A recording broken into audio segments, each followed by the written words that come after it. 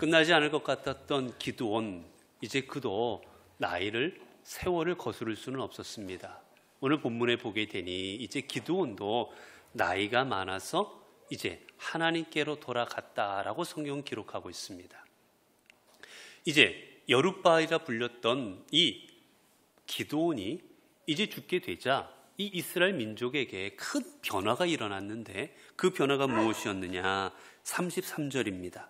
기드온이 이미 죽음에 이스라엘 자손이 돌아서서 바알들을 따라가 음행하였으며 또 바알 브릿을 자기들의 신으로 삼고, 이들이 기드온이 살아있을 때는 하나님을 잘 섬겼는데 기드온이 죽자마자 이들은 기다렸다는 듯이 다시 바알과 이방신들을 섬기기 시작한 겁니다.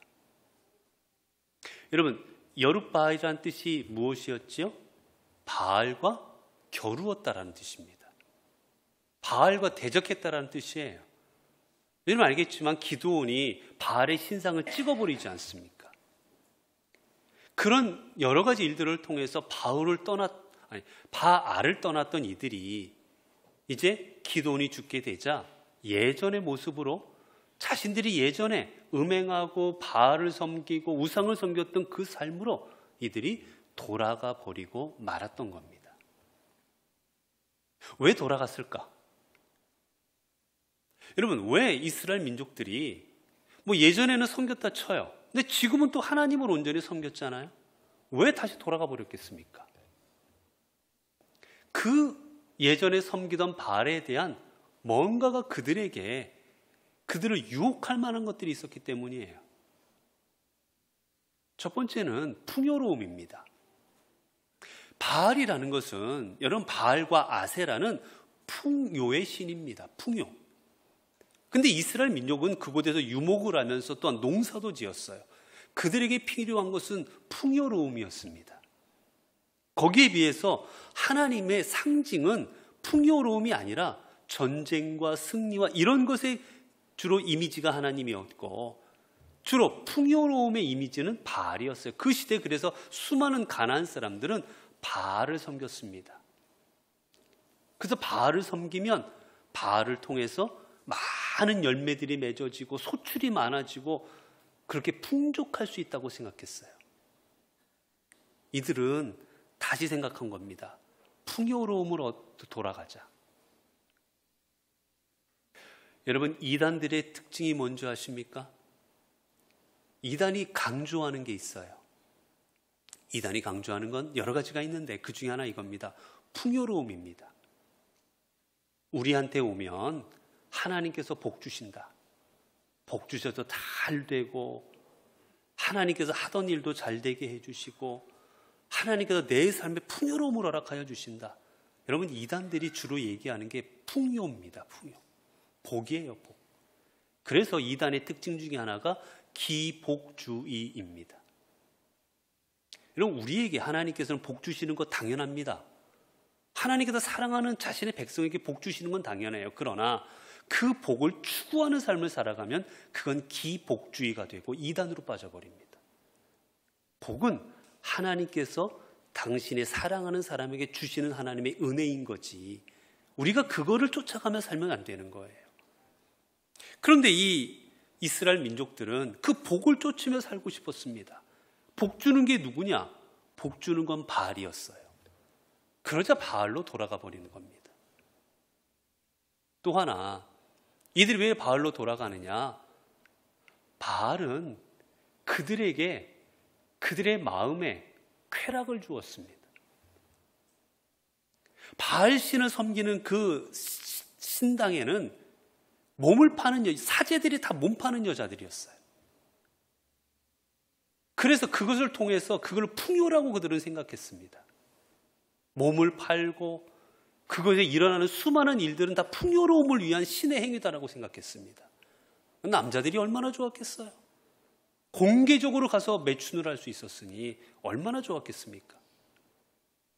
그리고 그게 자신을 위한 게 아니라 우리 가족을 위한 거고 이 민족을 위한 겁니다.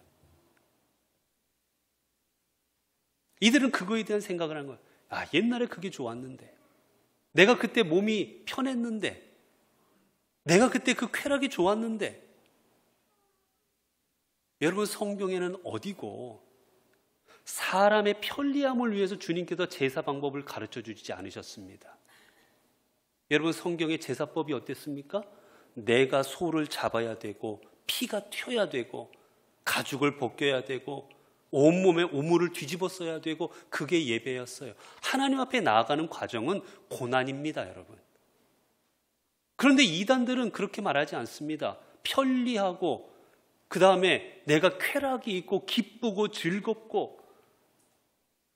여러분, 기독교의 중심은 고난이 있는 거예요. 고난을 통해서 부활의 기쁨을 얻는 겁니다. 그런데 이단들은 고난은 도외시하고 기쁨만 강조합니다. 편리함만 강조합니다. 교회 와도 편하고 내가 하나님 믿는 것도 편하고 편리한 대로 믿어라. 그게 좋다. 여러분, 그게 이단으로 빠져나가는 겁니다. 하나님 앞에 나오는 과정은 절대 편하지 않습니다.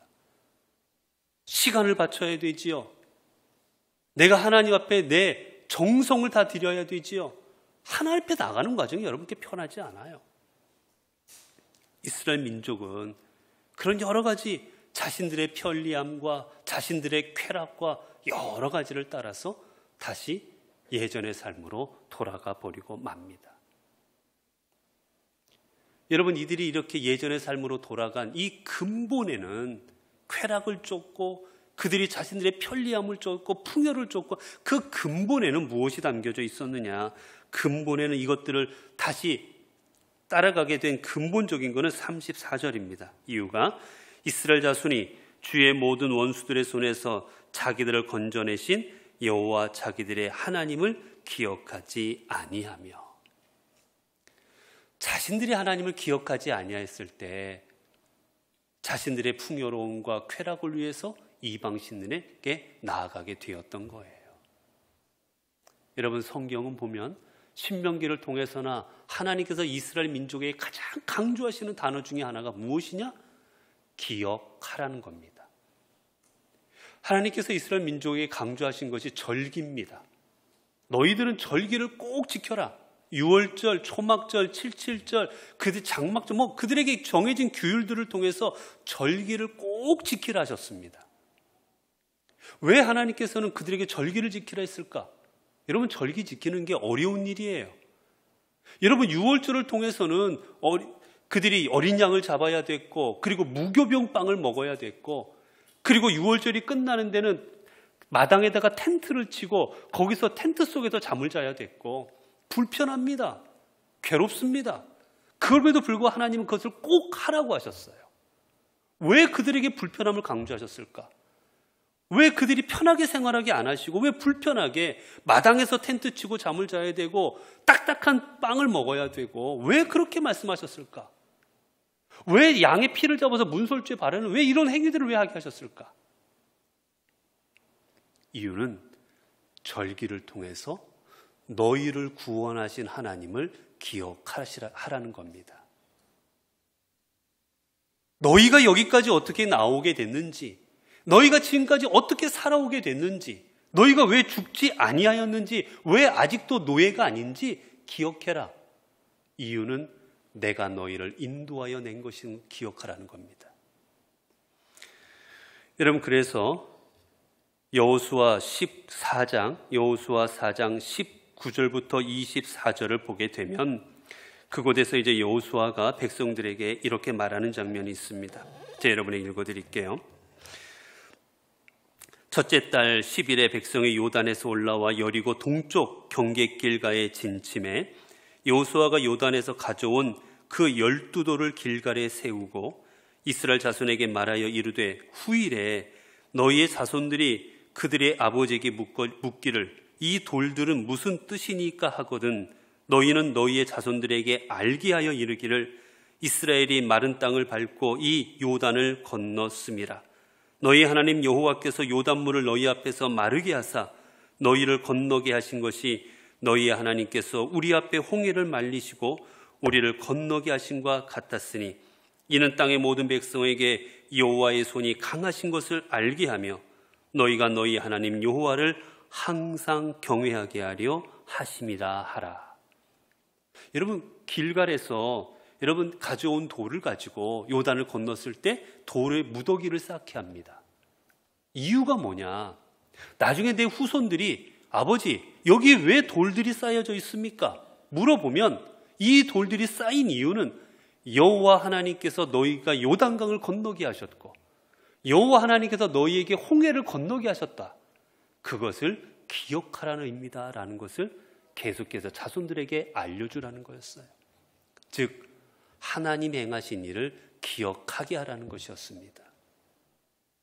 사랑하는 성도 여러분, 이제 1년이 어느덧 10월이 다 지나가고 11월입니다. 이제 2달밖에 남지 않았습니다.